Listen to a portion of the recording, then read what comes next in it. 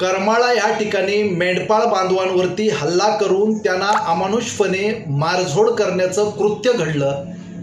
त्याचबरोबरीने त्यांच्यासोबत असणाऱ्या एका वयोवृद्ध महिलेलाच अमानुषपणे मारझोड करून तिच्या अंगावरचे कपडे फाडून गंभीररित्या तिला जखमी करण्याचं कृत्य घडलं।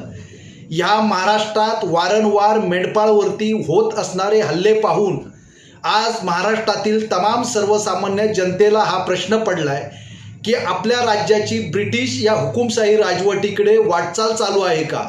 महाराष्ट्राच्या मुख्यमंत्र्यांना आणि दोन्ही उपमुख्यमंत्र्यांना ह्या धनगर समाजाचा सवाल आहे।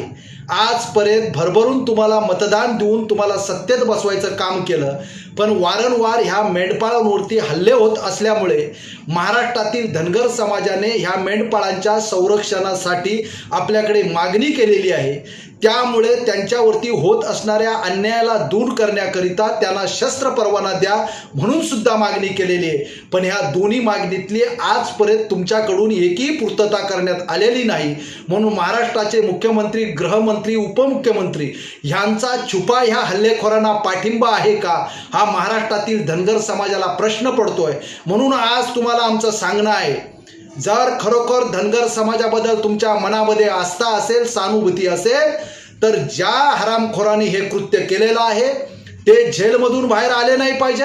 आज त्यांची घरं ज्या ठिकाणी असतील त्या घरांवरती बुलडोजर फिरवून जमीनदोस्त करण्याचं काम करा।